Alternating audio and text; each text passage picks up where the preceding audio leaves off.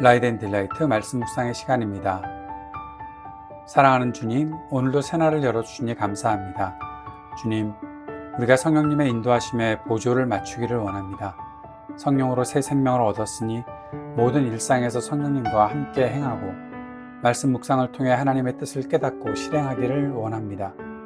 육체의 욕심이 앞서지 못하도록 우리를 말씀의 빛으로 비추어 주옵소서.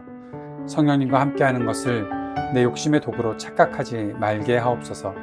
우리 삶에 끊임없이 성령의 열매가 맺히는 기쁨을 누리게 하옵소서. 예수님 이름으로 기도드립니다. 아멘. 오늘은 갈라디아서 5장 19절에서 26절까지의 말씀을 함께 읽고 묵상하겠습니다. 갈라디아서 5장 19절에서 26절까지의 말씀입니다. 육체의 행실은 환히 드러난 것들입니다. 곧 음행과 더러움과 방탕과 우상숭배와 마술과 원수매짐과 다툼과 시기와 분냄과 분쟁과 분열과 파당과 질투와 술취함과 흥청망청 먹고 마시는 노름과 그와 같은 것들입니다. 내가 전에도 여러분에게 경고하였지만 이제 또다시 경고합니다. 이런 짓을 하는 사람들은 하나님의 나라를 상속받지 못할 것입니다. 그러나 성령의 열매는 사랑과 기쁨과 화평과 인내와 친절과 선함과 신실과 온유와 절제입니다. 이런 것들을 막을 법이 없습니다. 그리스도 예수께 속한 사람은 정욕과 욕망과 함께 자기의 육체를 십자가에 못 박았습니다. 우리가 성령으로 삶을 얻었으니 우리는 성령이 인도해 주심을 따라 살아갑시다. 우리는 잘난 체하거나 서로 노엽게 하거나 질투하거나 하지 않도록 합시다. 아멘. 우리가 정성껏 가꾸는 밭이나 정원이 있다고 상상해 보십시오. 그것을 그냥 내버려 두면 어떻게 될까요? 아무것도 심지 않아도 온갖 잡초와 가시덤불이 무성하게 자랍니다. 반면 우리가 원하는 아름다운 꽃과 귀한 열매를 얻으려면 씨앗을 심고 물을 주고 정성스럽게 돌보는 농부의 수고가 필요합니다. 우리의 영적 상태도 이와 같습니다. 사도 바울은 가만히 내버려 두면 타락한 본성에서 저절로 뿜어져 나오는 육체의 행실과 우리 안에 오신 성령님의 다스림을 받을 때 아름답게 맺히는 성령의 열매를 대조합니다. 복음은 단순히 우리를 구원하는 데서 멈추지 않고 우리의 삶의 방식을 통째로 바꾸어 놓는 능력입니다. 오늘 본문을 통해 우리가 걸어가야 할 성령의 삶을 큰 흐름 속에서 묵상해 보도록 하겠습니다. 먼저 19절에서 23절까지 육체의 행실과 성령의 열매가 나타나 있습니다. 이것이 자라나는 근원에 차이가 있다는 거죠.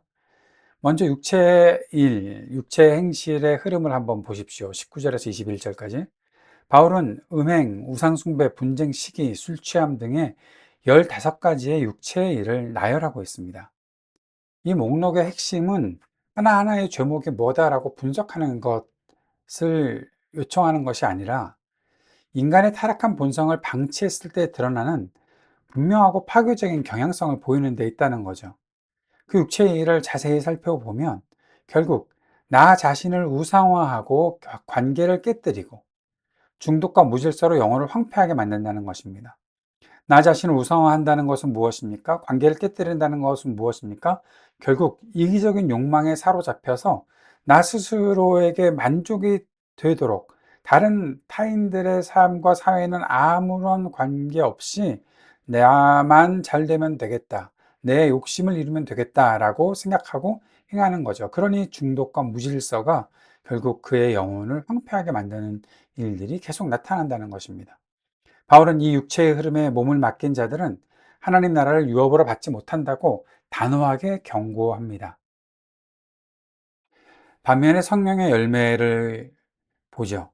성령의 열매, 9가지 열매. 아마 많은 분들이 외우고는 계실 것 같아요. 사랑과 희락과 화평과 오래 참음과 자비와 양선과 충성과 온유와 절제. 이렇게 잘 외우고 있는데 이것의 흐름을 한번 살펴보셨습니까? 성령의 인도하심을 따를 때 맺히는 결과가 열매로 표현되고 있는데 열매가 단수형으로 표현되고 있다는 거죠. 이 9가지의 성품, 사랑, 희락, 화평 이것들은 우리가 율법적 의무감으로 억지로 짜내는 행위가 아닙니다. 성령이라는 신선한 생명의 공급을 받을 때, 성령님께서 우리에게 함께 하시며 우리가 그의 인도를 따라갈 때 우리 삶에 자연스럽게 맺히는 인격의 총체적 결과물이다라고 보는 것입니다. 이 열매는 나로부터 하나님과 이웃을 향해 나타나는 것입니다. 사랑과 희락과 화평과 자비와 양선과 충성과 온유와 절제, 예, 이 모든 것들이 말이죠. 나로부터 하나님과 이웃을 향해 나타나는 것이다라는 것입니다. 나 자신에게 초점을 맞추지 않습니다. 나에게 초점을 맞추는 것 아닌가? 온유와 절제 등등은 그렇게 생각할 수도 있겠죠. 그런데 그것은 나 스스로를 단련시켜서 성숙하게 하고 하나님과 타인을 향해 섬기고 사랑하는 태도로 나타나기 위해 그렇게 있다는 것입니다. 결론적으로 나를 영광스럽게 하는 열매가 아닙니다. 성경의 열매는 나를 영광스럽게 하는 열매가 아닙니다. 공동체와 사회를 아름답게 조화를 이루게 하는 열매입니다. 성령의 열매가 저 사람에게 충만히 나타나고 있다. 그래서 와, 저 사람이 칭송을 받는다? 그게 아닙니다. 그가 나타내는 성령의 열매가 그냥 공동체를 이롭게 하는 겁니다. 누군가 다른 사람들을 이롭게 하고 있는 것입니다. 사회를 아름답게 만드는 것입니다. 나를 영광스럽게 하는 게 아닙니다. 앞에 육체의 일들과 완전히 다른 것은 여기에서 우리가 발견해내야 하는 거죠. 이 생명의 법을 막을 수 있는 세상의 법은 없다. 그렇게 말하고 있습니다. 그런데 여기에서 우리가 놓치지 말아야 될 것이 24절입니다. 그리스도 예수의 사람들은 몸뚱이를, 그 육체를 욕정과 욕망도 함께 십자가에 못 박았다라는 복음의 대선언이 여기 나타나 있는 거죠. 십자가에 못 박힌 육체 말입니다. 자, 어떻게 하면 육체의 일을 멈추고 성령의 열매를 맺을 수 있을까? 그렇게 우리가 고민하지 않습니까? 그런데 바울은 그렇게 고민할 일이 아니야 라고 말하는 거죠. 이미 일어난 진리가 있다, 영적 진리가 있다라고 선언하고 있습니다. 좀 전에 말씀드렸던 것대로 그리스도 예수의 사람들은 육체와 함께, 그 몸뚱이와 함께 정욕과 탐심을 십자가에 못 박았다. 이미 끝난 일이다라는 거. 우리가 육체의 욕망을 이기려고 매일 고통스럽게 수양하는 사람들이 아니라는 것입니다. 예수께서 십자가에 못 박히실 때 죄에 이끌리던 우리의 옛 자아와 정욕도 함께 죽었다는 것을 믿음으로 선언하는 것이 바로 우리들입니다.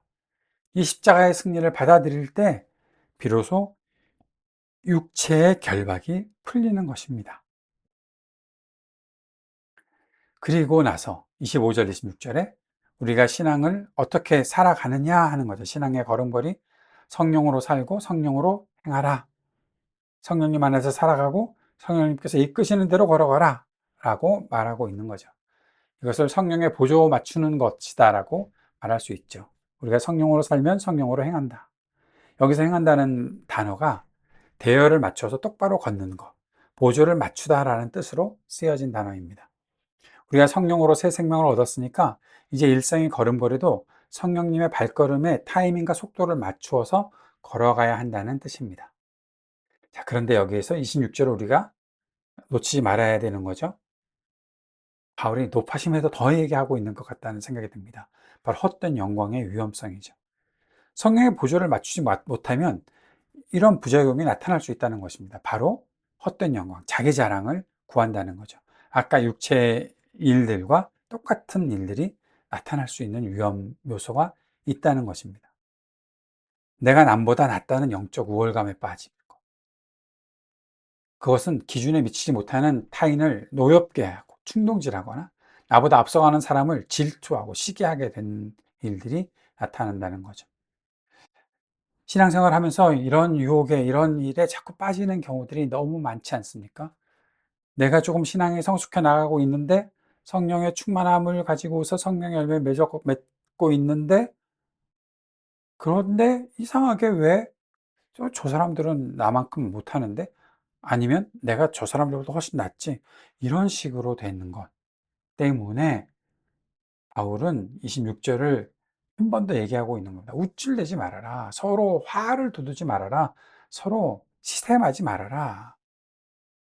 바울은 성령을 따르는 삶의 종착지가 결코 대립과 갈등이 아닌 겸손과 화평임을 강력하게 강조하는 것입니다. 오늘 말씀을 적용해 보겠습니다. 먼저 개인적인 적용입니다. 나는 내 정욕을 십자가에 못 박았음을 날마다 선언하는가? 질문해 봅시다.